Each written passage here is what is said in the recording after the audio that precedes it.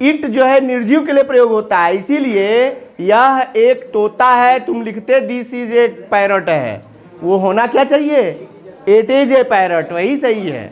This गलत है, this सही है, तब सेंस क्या होगा कि दिस इज ए पैरट मतलब तोता कहीं पास में है और हम संकेत करके कह रहे हैं, यानी वो डेमोन्स्ट्रेटिव प्रोनाउन है।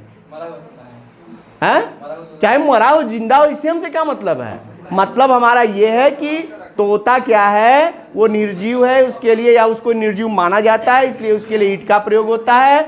और दिस का प्रयोग केवल तभी होगा जब वो डेमोन्स्ट्रेटिव यानी संकेत के लिए प्रयोग किया जाएगा, तभी उसको दिस कहा जाएगा, अन्यथा दिस का प्रयोग सही नहीं है। एज सब्जेक्ट के रूप में, एज ए सब्जेक्ट इट ही सही है।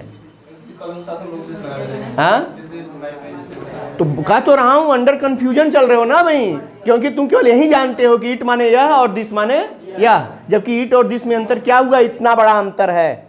आज समझो ना इट और दिस में क्या अंतर है, डिफरेंस समझिए कि इट और दिस में क्या अंतर है। इट क्या है, एक पर्सनल प्रोनाउन का थर्ड पर्सन का प्रोनाउन है, सब्जेक्ट जो निर्जीव के लिए प्रयोग किया जाता है। दिस क्या है, दिस एक डेमोन्स्ट्रेटिव प्रोनाउन है जो किसी भी जो है वस्तु के नियरनेस की ओर संकेत करता है, यानी दिस निकटता सूचक सर्वनाम है और एक वचन का सर्वनाम है, जबकि इट पर्सनल प्रोनाउन का थर्ड पर्सन का सब्जेक्ट है। अब बात समझ में आई अंतर दिस और इट में? हम लगा करके काम चला रहे हैं। यह एक पेन है में दो बात छिपी है कि यह एक पेन है, इट इज ए पेन, सही यही है। हम लिख देते हैं दिस इज ए पेन, तो हम सही इसलिए करते हैं कि हम ये दिखाते हैं कि दिस मतलब कहने वाले ने ये कहा होगा कि यह मेरी पेन है, यानी वह पेन उसके सामने है। बात समझ में आई कि नहीं आई?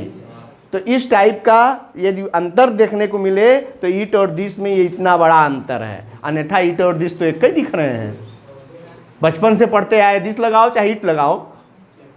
छोटे बच्चे कक्षा 9 वालों को ये बात बताई जाएगी, समझ में आएगा क्या? ये इंटरमीडिएट लेवल में समझाई जा रही, तो आपका कॉन्सेप्ट अभी समझ में आ रहा होगा कि हाँ ये बात ऐसी हो रही है, दोनों में अंतर क्या है। अब उस स्तर तक तो यही कहा जाएगा, चाहे ईट लिख दो चाहे दिस लिख दो, लेकिन ईट और दिस में अंतर है। ठीक है।